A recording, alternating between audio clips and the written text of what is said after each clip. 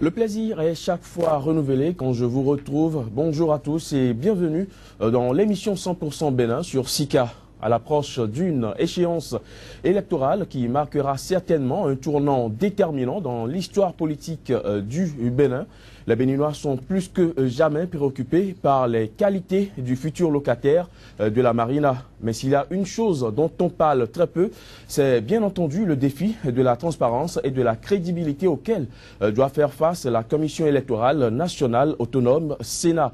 Nous aborderons la question en première partie de cette émission et en seconde partie, il sera question dans le dossier du jour des menaces du terrorisme qui planeraient sur le Bénin.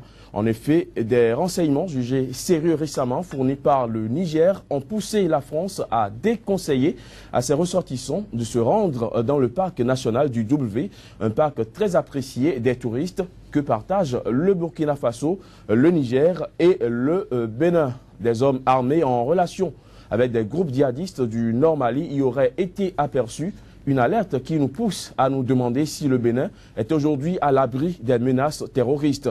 On en parlera avec Louis Akani, il est un colonel de l'armée à la retraite. Mais avant tout ceci, place à la revue des titres à la une des journaux parus ce matin à Cotonou. Kadjovia Metonou, bonjour. Bonjour Emmanuel. Alors vous avez déjà quelques journaux en votre possession. Que dit la presse béninoise ce matin? Oui, que dit la presse béninoise? C'est une information plurielle. Et là, nous démarrons avec l'inconditionnel quotidien Actu Express de Médéric François Gongo qui titre ce matin: Pascal Irénée Koupaki face aux acteurs des médias, des vérités qui rehaussent l'image du présidentiable. Pascal Irénée Koupaki, ex-premier ministre du Bénin, candidat donc aux élections présidentielles du 28 février dans ce pays, et puis rué de soutien vers le président du patronat, Sébastien Ajavon, en porte-étendard de l'espoir national, et puis levé de bouclier contre la candidature de Lionel Zissou, impérieuse urgence de sauvegarder la cohésion nationale. Défi info, réplique du taureau de Parakou au gouvernement, Gbadamassi met complètement Yahi en déroute. Et puis élection présidentielle de février 2016, toute la commune de Bopa mobilisée derrière Sébastien Germain à Javon. Kili dans sa dernière réflexion de Tevo Idré à la concertation des forces politiques, les circonstances nous obligent à parler d'une même voix. Et puis armée béninoise, le caporal Dangou abattu hier au camp Guézo. La boussole, force armée béninoise, le caporal Mohamed Dangou, froidement abattu hier au camp Guézo de Cotonou. Choix de Djurbarka pour la présidentielle de février prochain. Les étudiants de Parakou rassurent Rachidi Gbadamassi de leur soutien. La tribune de la capitale, déclaration du chant d'oiseau contre la candidature de Lionel Zissou quand des politiciens en voie de disparition s'accrochent. Lire l'analyse donc du journal. Et puis bavure au camp Guézo hier, un caporal de l'armée abattu à bout portant par un gendarme. Le Grand Matin, candidat de l'Alliance ABT pour la présidentielle de 2016, Biachane officiellement investi ce jour à Porto Novo. Et puis discours de candidature à la présidentielle, Kennedy et le roi Béanzin, deux modèles pour Sébastien Germain à Javon. Et puis drame au camp Guézo à Cotonou, le caporal Rachid Mohamed Dangou abattu hier. Le matin, drame hier au camp Guézo à Cotonou, les circonstances de la mort du caporal Dangou et puis désignation du superviseur de la mouvance dans le plateau. Les forces Kori pour un Bénin émergent rejettent le choix de Boni Yahi. Situation politique nationale, le réveil tardif de la vieille classe politique. Le meilleur, à quelques jours du démarrage du dépôt des candidatures, Sébastien Germain à Javon boucle l'halo. Et puis présentation de vœux à la presse béninoise. Koupaki souhaite un Bénin apprenant entreprenant et innovant en 2016. Le potentiel choix du candidat à la présidentielle du février et mars, eh bien, l'UN et le PRD dans une boue puante, l'hypothèse d'une marchandisation de leur soutien au présidentiel de plus en plus nourri, crime grotesque dans les rangs de la Grande Muette, un caporal froidement abattu et puis très embêté au nord par la popularité du prince dans sa course à la marina. Yahi demande à Gbian de jeter l'éponge, la preuve que le général fait peur aux choristes. L'économiste, nous parlons donc économie désormais, espace communautaire, sommet de l'UEMOA à Cotonou, et puis nord-sud quotidien, tractation politique. Le candidat Zoul Kif Salami chez Humbedi, Tevo Idre et Da Silva. Le soleil levant pour finir. Présidentielle de 2016, Sébastien Adjavon en route pour la marina. Et puis présentation du bilan des recettes courant l'année 2015. La douane béninoise réalise une belle prouesse. Merci Kodjovia Metonou. Rendez-vous tout à l'heure pour un second point de la une des canards béninois parus ce matin. Mais en attendant, vous restez avec nous pour la tribune libre. On revient juste après ceci. Sika TV fait escale au Bénin. Pendant toute la période électorale, retrouvez désormais sur votre chaîne panafricaine un programme matinal dénommé 100% Bénin, exclusivement consacré à l'actualité sociopolitique au Bénin. Pendant 2 heures de temps, la politique, les questions de société et les grands dossiers de l'heure seront décryptés avec des éditorialistes, des professionnels des médias, des acteurs politiques et membres de la société civile. 100% Bénin sur Sika, c'est une fenêtre ouverte sur l'actualité au Bénin du lundi au vendredi de 7h à 9h, heure de Cotonou. 100% Bénin, c'est désormais sur Sika, le vrai visage de l'actualité en Afrique. Des esprits bien avertis estiment que 2 principales conditions sont aujourd'hui nécessaires pour réussir une bonne élection présidentielle en 2016 au Bénin. Première condition, la liste électorale doit être consensuelle et non contestée. Et deuxième chose, la transmission des résultats doit se faire dans les délais raisonnables. Mais dans le contexte actuel, la Commission électorale nationale autonome pourrait-elle relever le défi de la transparence et de la crédibilité? Le débat, on le fera avec vous, Médéric François Gongo. Vous êtes journaliste, éditorialiste et promoteur du quotidien béninois Actu Express. Merci d'être sur ce plateau une fois encore ce matin, Médéric. Bonjour. Bonjour Emmanuel et bonjour amis téléspectateurs de Sika TV. On le fera également avec vous, Kodjovia Metonou. Vous êtes journaliste à la rédaction de Sika TV. Merci d'accepter de rester avec nous pour la tribune libre. C'est tout un plaisir. Alors, Médéric François Gongo, les défis de la transparence et de la crédibilité qui s'offrent aujourd'hui à la Sénat, on en parle très peu, à moins de 2 mois de l'élection présidentielle. Les attentions sont beaucoup plus fixées sur les qualités, les personnalités des candidats déjà en lice. Est-ce que cela voudrait dire aujourd'hui que les conditions sont aujourd'hui réunies pour que le Bénin aille à des élections crédibles et transparentes? Pas du tout, parce que nous devons constater que la LEPI consensuelle, parce que personne n'en pipe mot après la publication, la LEPI n'a pas permis à tous les Béninois de se faire enrôler jusque-là. Nous avons dû assister à du colmatage, mais je crois que pour qu'une élection soit de véritables élections dans un système de démocratie libérale, il faut que cette élection soit d'abord libre, équitable et transparente.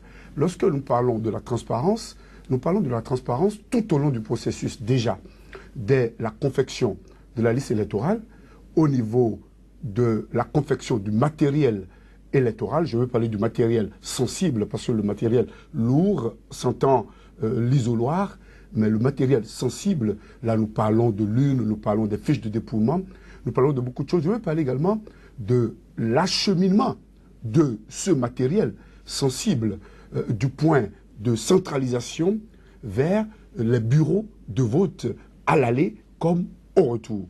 Je veux également parler de la formation des agents électoraux. Je veux parler de la formation des des personnes et des personnalités, des structures en charge de l'observation des élections. Et enfin, je veux parler du haut degré de citoyenneté des populations elles-mêmes à jouer aux gendarmes le jour du vote, quitte à ce que le suffrage exprimé ne soit spolié, ne soit volé, ne soit subtilisé au profit des candidats pour lesquels ils n'ont pas eu à opérer un choix.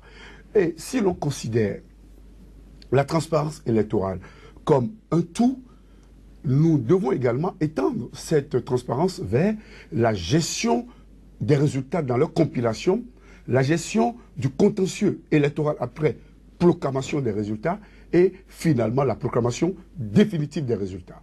Mais au Bénin, que constatons-nous? Nous constatons déjà que dès l'appel à candidature, nous avons constaté que la Sénat a des tendances à vouloir se substituer à la Cour constitutionnelle. Parce qu'il ne revient pas à la Sénat de dire les critères, de fixer les dossiers, les documents à fournir. Seulement, il ne revient pas à la Sénat de rester dans ses prérogatives pour aller, parce qu'on a constaté que la Sénat est allée jusqu'à dire qu'elle va connaître de l'effectivité, de l'originalité de tous ces documents. Non, ce n'est pas le rôle de la Sénat. La Sénat communique les documents à fournir, la Sénat réceptionne, fait un document de transmission de documents au niveau de la Cour constitutionnelle et revient à la Cour constitutionnelle de connaître de la régularité des candidatures. Là, il y a déjà un petit problème. Donc, pour me résumer, la transparence des élections est un tout.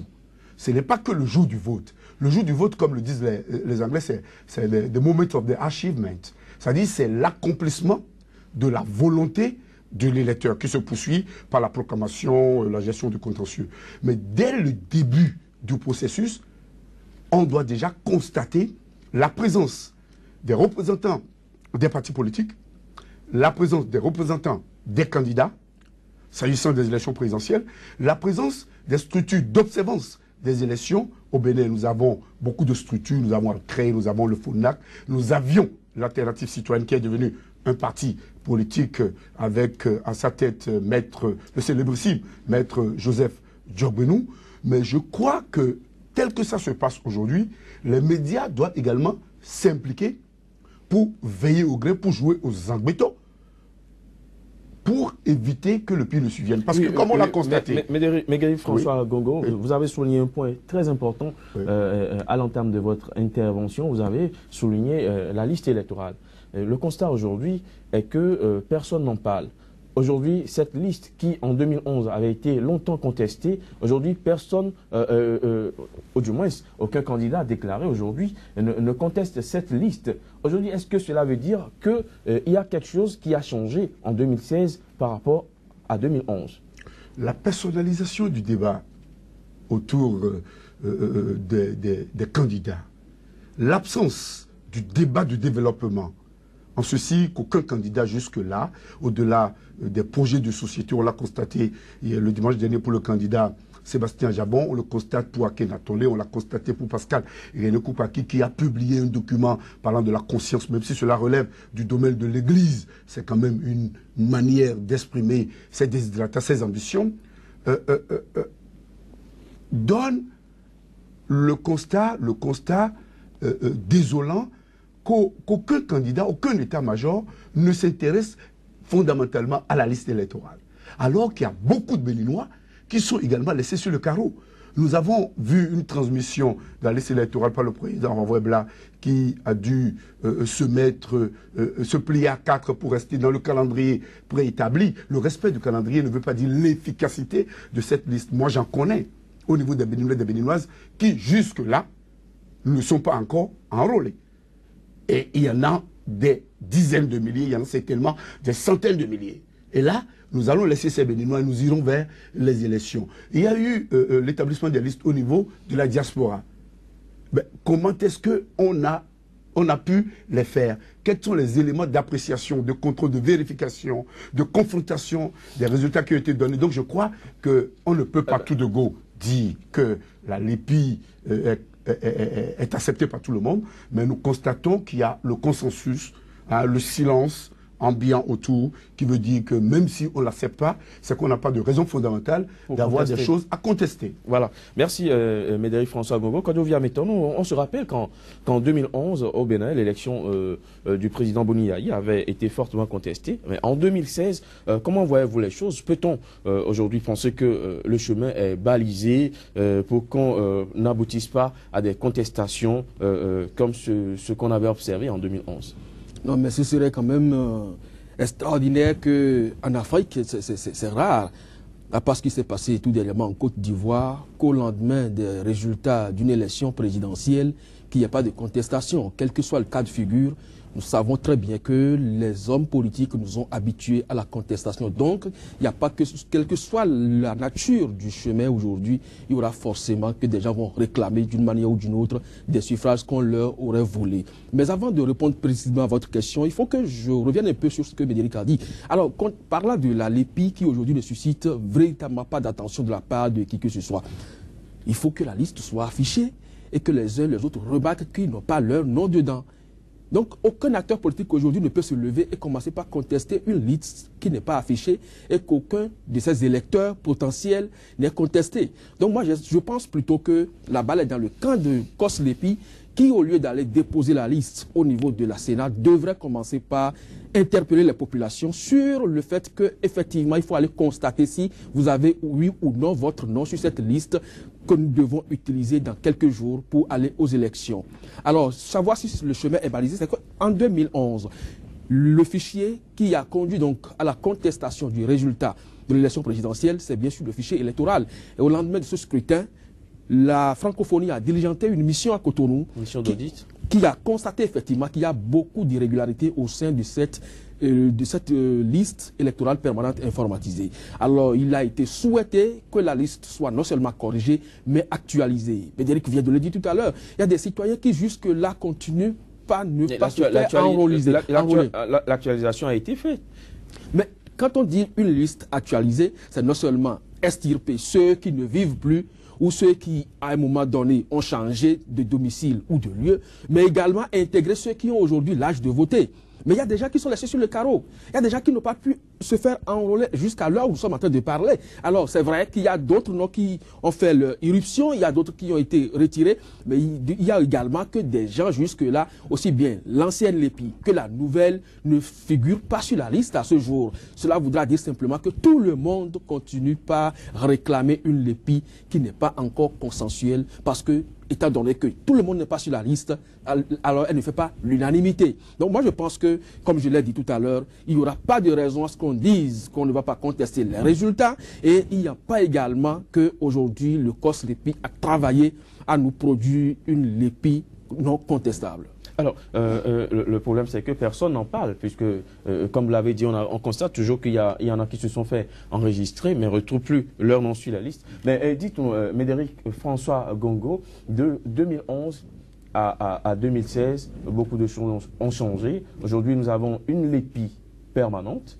Est-ce que le fait d'avoir mis en place cette LEPI permanente, disons, quelque peu, on a essayé d'y mettre un peu d'équitabilité, si je peux parler en ces termes, 2 représentants de la majorité présidentielle, 2 représentants de la minorité présidentielle et un magistrat, une personnalité neutre. Est-ce que le fait d'avoir instauré une LEPI permanente une Sénat permanente de cette envergure, est-ce que cela n'apporterait pas un peu de crédibilité à cette institution en charge de l'organisation du scrutin? A priori, oui, mais dans le fond, non. Non, tout simplement parce que sous nos cieux, l'on a la grande impression que l'on pense gagner les élections avant le jour du vote. Nous avions constaté le trucage au niveau des listes électorales dans beaucoup de pays. On en arrive même à éloigner, comme on le constate aujourd'hui au Niger, comme on le constate au Congo, au Brazzaville, et comme on pourrait le constater dans d'autres pays africains. On en arrive à créer des situations de fait pour éloigner l'opposition du suivi, de l'évaluation du processus devant contribuer à l'élaboration du fichier électoral. Je pense qu'au Bénin, on ne peut pas être juge et partie. Et l'omniprésence du politique dans les institutions de gestion des élections donne l'impression qu'on veut gagner les élections avant que les suffrages ne soient exprimés. On a comme l'impression que l'on veut jouer à la guéguerre au niveau des grands électeurs, au niveau des institutions en charge des élections, au niveau des grands ensembles politiques qui, une fois que ça les arrange, ne contestent pas ou contestent... Oui, mais aujourd'hui, toutes les parties sont représentées. Non, c'est pas évident. Aussi bien la majorité que la minorité. Vous savez, la majorité d'aujourd'hui peut être la minorité de demain. Nous avons une majorité à géométrie variable compte tenu des intérêts, de circonstances, des partis politiques, des personnalités ou tout simplement compte tenu des grands dossiers à gérer.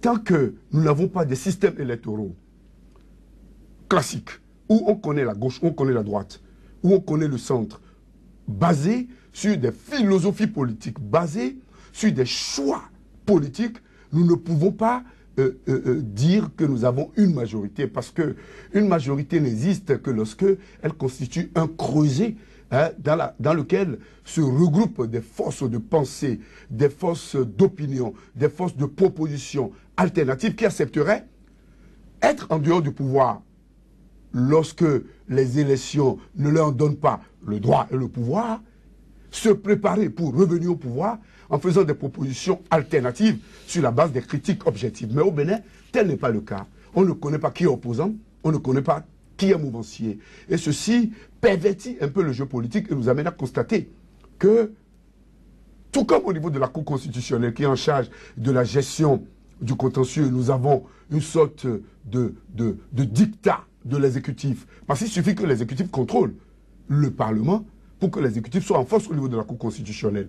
Et lorsque la Constitution béninoise, 25 ans après, permet au président de la République d'homologuer, parce qu'on me dit que ce n'est pas le président de la République qui nomme le président de la Cour constitutionnelle, mais tout au moins d'homologuer un choix interne, un choix fait par des personnes à majorité proposées par le président de la République, proposé par l'exécutif, on en arrive à avoir des jeux qui sont pupés dès le départ. Donc, la Sénat, pour en revenir précisément à votre question, je crois que la Sénat, composée encore des acteurs politiques, quelles que soient leurs origines, est mue fondamentalement par le gain financier. La Sénat devient un enjeu financier.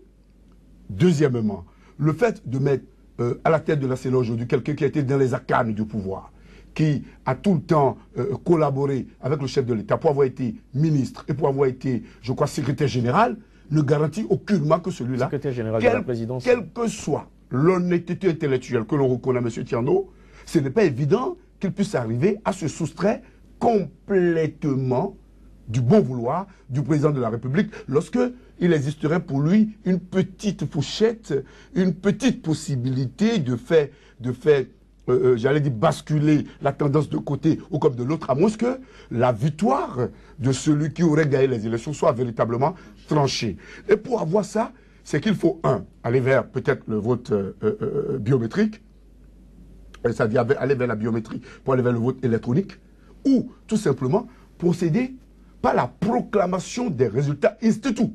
Lorsque l'on ne peut pas avoir la possibilité de proclamer les résultats au niveau des 546 arrondissements, ce qui concerne le Bénin, et que l'on va laisser la liberté aux personnes de truquer, de truquéfier, de manipuler à dessein les fiches de dépouillement, d'avoir la possibilité de transporter, de faire transporter le matériel même achevé par l'armée qui pourrait être sous ordre, d'avoir la possibilité de procéder par des substitutions, des urnes, où on peut procéder par des bourrages ou par des remplissages de fiches de dépouillement parallèles. Je pense que nous avions eu cette chance d'avoir participé à toutes les élections de l'aide du renouveau démocratique en tant qu'acteur à l'intérieur du système électoral.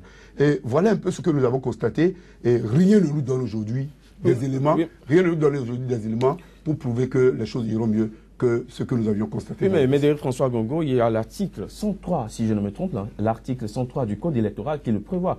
Les compilations des résultats se font au niveau des arrondissements. Et si on doit respecter, on doit appliquer cette loi, normalement, ce que vous souhaitez devait être fait au niveau des 546 arrondissements que compte le pays. Et vous nous amenez sur un terrain vraiment intéressant. L'autre défi que devrait relever aujourd'hui la Sénat, c'est-à-dire lors des prochaines élections présidentielles, la publication des tendances quelques heures après la fermeture du dernier bureau de vote. Je crois que c'est un défi à relever, Koyovia, admettons-nous. Oui, mais ce ne serait possible que lorsque, par exemple, le vote électronique que Médéric Gongo est en train de souhaiter là, était vraiment d'actualité. Le Burkina n'a pas fait un vote électronique, mais ça a été possible, jour J plus 1. Vous savez, on n'a jamais multiplié ou dupliqué un projet d'un lieu A à un lieu B pour que cela réussisse dans les mêmes formes. Alors le Burkina, c'est vrai que le Bénin et le Burkina ont B de commun, mais n'ont pas les mêmes réalités. Alors le Bénin a cette particularité d'étonner toujours. Et lorsque la politique, comme Médéric l'a tout à l'heure signifié, se mêle de tout, et vraiment de tout, alors ça devient compliqué. Lorsque vous savez très bien que nous avons la possibilité de nous doter des smartphones, ça ne coûte aujourd'hui rien à la Commission électorale nationale autonome de s'acheter ces smartphones et de les mettre à disposition des arrondissements où les résultats seront au moins compilés et chacun doit pouvoir donc en disposer, puisque même si nous n'avons pas les câbles optiques qu'il nous faut aujourd'hui sur le continent africain, il y a quand même la réalité que n'importe qui peut aujourd'hui se doter d'un système avec les GSM et avoir au moins la connexion Internet. Donc à partir des smartphones au moins, nous pouvons disposer des résultats au niveau de l'arrondissement. Mais on dit qu'il n'y a pas pour le moment des moyens financiers pour y arriver. Ça veut dire qu'il y a déjà des intentions qui sont clairement affiché.